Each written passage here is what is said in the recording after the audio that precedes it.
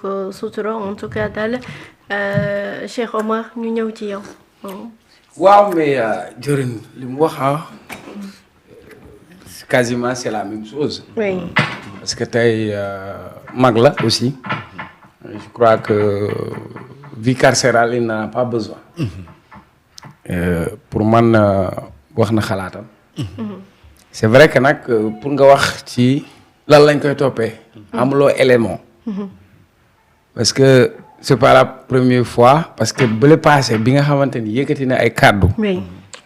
mais ku votel Pastef da nga alku. man ànduma woon ci kàddu yi te dama ko ñaawlu. récemment Azoura bi mu yëkkati ay kàddu aussi j'ai dit la même chose. parce que on ne peut pas reprocher à Moustapha Diakhaté d'avoir traité ay nit yoo xam ne am na lu ñu gëm te voté ko mu am kàddu yu mu yëkkati. yoon daan ko. moo taxoon moo xool la ba ñële génne.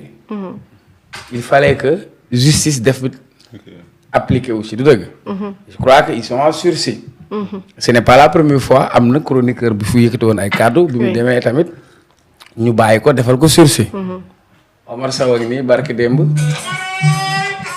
ñu bàyyi ko defal ko moom it sursis. kon jàpp naa ni.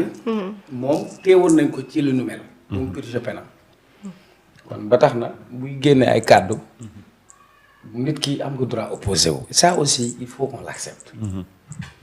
parce que dans une démocratie majeure on a besoin du pouvoir comme de l'opposition. le rôle de l'opposition c'est de donner sa voix. c'est de critiquer de manière objective. mais tout en critiquant. kon ministre conseiller ci yotu Abdoulaye pour man expérience boobu. war na ko gën a mën a apporter. personne n'est obligé de soutenir Sonko ak Diomaye. parce que pour man bu fekkee ne li ñuy woote je ne suis pas d'accord nit mag la. parce que pour man sa réew war nga am engagement ci sa réew. mais def ko ci engagement buy am njëriñ. j'aurais aimé tey sur la politique diplomatique mu ne nii baax na waaye nii moo gënoon. j'aurais aimé tey sur la politique sécuritaire nga indi une contribution en plus. ñu génnee ci xam-xam mais bu fekkee à chaque fois su ngeen waxee c'est des attaques personnelles. ci xas la nga toog nga dégg nit ku lay wax ci ay ñetti abdu. ki lay wax ni waxu protocole xam nga après finalement. dafay nekk loo xam ni. du am solo sax. ci sur le débat. maintenant l'autre chose. mooy tey arrêté nañ ko. mais xam nga pour nga mën a wax ci mbir il faut nga xam qu'est-ce qu'on lui reproche. nañ offense au chef de l'État la mais ci ban élément. am na daal benn baatu tubaab bu ma dégg la wax ci maanaam respecte protocole bi maanaam ñett ñi ni ñu àndee woon. nga xamante ni. waaw muy pris après. oui parce que man déggal naa si. que biñ ko convoqué am na beneen texte bu mu bindaat. où il parle de fasciste. Ouais, de nazi et cetera je sais pas est-ce qu'on a pris ça en compte. peut-être avant muy dem la quoi. mooy bi maître El Hadji Diouf di wax tey. nee na laaj nañ ko ci terme boobu mooy goñafié. goñafié. oui mais loolu c'est un gros mot ça se dit parfois nga ne kii c'est un goñafié mooy wax nit ki benn baat quoi mais lu mel ni xas mais quand même un président quoi qu'on puisse dire. c'est une institution. maintenant nag il faut ñu calmer un peu le jeu. surtout ñi nga xam ni ñoom la ñu dénk réew mi ça je le dis parce que jóge nañ ci ay tensions politiques pendant des années. fan yii ils ont montré une très bonne volonté. def un dialogue politique. indi ci ñu ñëpp. donc am na nag fooy toll parfois. on n'a pas besoin tout le temps. ci yu ni mel c'est-à-dire tey à son âge il est convoqué certes. mais pour man il est en garde à vue jàkkaarloogul ak procureur ak attaquant bi. su boobaa mën nañ ko ménager defal ko bracelet électronique parce que. am na yoo xam ne buñ ci continuer. no sense lay nekk. finalement sax dañuy dugg ci seen piège ñoom. ci jeu boobu parce que ils vont toujours aller dans la provocation. aller dans ce sens comprendre nga fi mu bëgg a waxee. mais pour man je ne défends pas yenn kàddu yi. je ne défends pas yenn propos yi. mais par contre. su wax ci protocole pour man c'est pas méchant. parce que quoi qu'on puisse dire tey situation bi ñu am c'est inédit bu Sonko doxee ci tapis rouge ñu ne dox na ci tapis rouge xam nga am na koo xam ne j'ai beaucoup de respect pour boobu ba dama am sax ci moom kersa. Babacar Gaye xam naa ko xam qualité am. jëwre xam parcours am. xam naa xam-xam bi nekk ci moom ci wàllu administration je sais xam naa Babacar Gaye quoi. mais quand je vois Babacar Gaye parler de yére bi ñu sol ñetti abdu ñetti xob après j'avais un problème quoi dama sax xaw a rus parce que man dafa am fu ma ko teg. vous imaginez. fii aussi am na ñoo xamante ni dañu bëgg dugg ci yenn gaam yi parfois ñu ne la waaw président de la république mooy première institution deuxième institution c'est le président de l'Assemblée nationale oui waruñu toog ensemble parce que en cas de jafe-jafe kii moo war a remplacer mais yooyu yëpp c'est d'autres considérations parce que pour man ñii ils ont appris à se battre ensemble. est-ce que duñ tubaab bi ni mu leen jàngalee. voilà yooyu administration waaw concept yooyu lañ bëgg a sonal nit ñi c'est la même parfois boo leen toppee ce protocole sax président wartul sol grand boubou sooy seet Abdoulaye Wade moo brisé code yooyu. oui. Abdoulaye Wade je te donne un exemple. coupe du monde. Sénégal gagné na Abdoulaye Wade génn palais. dem gis benn oto yéeg ci. parce que proximité boobu il faut pas que ñu bëgg a dugal nit ñi ci benn. au lieu de république. idéologie boobu. voilà benn royaume de tubaab où il faut marcher comme ça. il faut nangam ba pare benn affaire bi nañ ko wax c'est Sonko qui dérange en quelque sorte. loolu la cooli yëpp. xam nga nit di nga ko fiire. wala nga bañal ko benn affaire wala yéene woo ko. ba nu mu toogee sax yow jamais nga gis lu positif. pour man ça doit être objectif si Sonko defee lu dul yoon dites que Sonko deful lu dul yoon point barre. mais sur des détails. dàll bi am na benn bu ma gis sax daalu président bi ak daalu premier ministre daalu premier assemblée ñëw nduroo mais loolu à quoi ça sert. dëgg.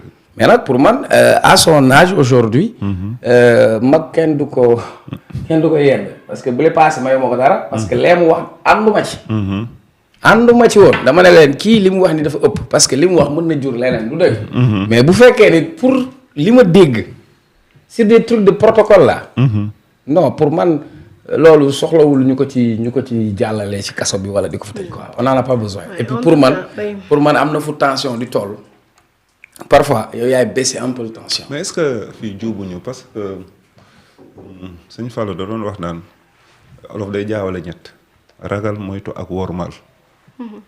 nee na buur yàlla dañ koy ragal. yàlla rek la moo yeeyoo ragal. seytaane nag dañ koy moytu. seytaane dañ koy moytu.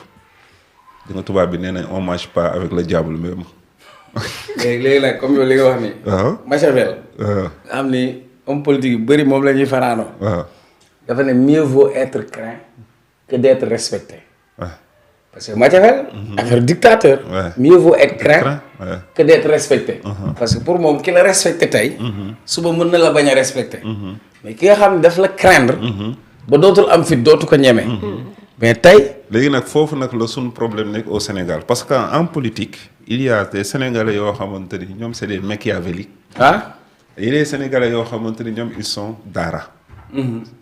léegi ñaari doctrine yooyu ñoo jaxasoo fi mu toll nii ba nga xamante ni comme li ñuy wax ni yàlla dañ koy ragal seytaane dañ koy moytu. mais kilifa dañ koy wormaal. waaw kilifa dañ koy wormaal. kilifa dañ ko te fi mu toll nii ñëpp xam nañ ni. ñi Diomaye ak Sonko ak El Malick ñooy kilifa dëkk bi. non mu neex. mu naqari nga ànd ak ñoom nga bañ a ànd ak ñoom. xam nga dañu am cër. pour man même ku amul cër sax. est-ce que yaa ngi dégg wax. non même ku amul cër sax. sooy wax ak moom sax. waxal ak moom ci respect ak ci courtoisie. nit mën nga bañ a ànd ak moom. mën nga am sa xalaat. mën nga am sa dëgg. mais wax sax dañ koy won. mais est-ce que au nom de la démocratie war nga tiim sa moroomu nit naan ko da ngay fen wala li ngay wax du dëgg. mais xam nga au nom de la démocratie loolu ngay wax ci démocratie xam nga même da ngay fen boobu. je te donne un exemple am naa sama benn jarbaan ma ñëw Paris dama wax rek mu ne ma tuuti ma tëgg ko mbéj. te doo ko tey xam nga. bi ma ko defee ñu ne ma leen sama yoon ak culture bu mu mën a am c'est un sénégalais. waay parce que yow fii nii. ñeme woo ku la mag. mu wax sax. nga ne ko da ngay fen. nga ne ko wax li nga wax du dëgg sax xam nga du dëgg. da koy rafetal sax ne ko li nga wax du dëgg wala yenn saa bu ñu wax sax li ci ginnaaw dëgg la wala genre. parce que si suñ culture wax dañ koy woddu rawatina koo xamante ni bu ko neexee doo fanaan sa kër. yaa ngi dégg wax ji.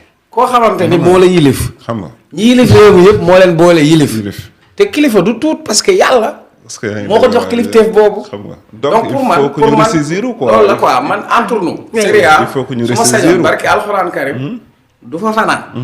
mais nag ça doit être une prise de conscience. parce que bu ñu nekkee ci pénc. faw mag ñi wane yar. ngir xale yi mën a war a yar. non est-ce que Cheikh Omar ñoom xam nañu le politique est le premier acteur de l'éducation nationale. absolument. dafa mel ni ñi ils ne sont pas conscients ci loolu quand même. non ba pare yenn politique dafa xewi xasante xaxarante yooyu moo fi am dans l'espace alors. vraiment le débat doit être de niveau quoi parce que. moi j'aime bien que cadre génn. Aïssata Tall Sall. mën nga ànd ak moom mën nga bañ a ànd ak moom mos nga dégg discours Aïssata Tall Sall mu wax benn baat. saaga wala genre. tu l'entends pas. moi quand j'étais petit Jacques Bodin xaw ma ko dama nekk xale suñu seetaan journal bu Jacques Bodin rombee rek ma ne xaar leen kii laay seetaan. de grands hommes d'État quoi mais finalement nous on se retrouve avec des hommes de détail qui sont dans le petit détail. Et malheureusement ça ne nous grandit pas. ça ne nous grandit pas. je crois que bon man c'est mon plaidoyer. pour man bu jaarnaalo àttekat bi. mën nañ koo def contrôle judiciaire mais beneen bi aussi il a son droit de ne pas répondre aux questions ça c'est juridique. oui. buñ la convoqué am nga sañ-sañ ne doo tontu. loolu stratégie de défense boppam la gis nga Hissène Habré. buñ ko fiy àtte. procès bi ñaar fan la def. bañoon ne du tontu. daa ñëwoon ne non seulement du tontu. ne du ñëw. ñu yebal. ñu jëli ko. nguufaan ko yéen a ko indi. mu jël kaalaam muur. ne du tontu ne waxul. stratégie de défense la mais fu mu mujjee. muy àtte nañ ko léegi nag c'est comme qui ne dit rien consent stratégie boobu ki la koy digal tamit.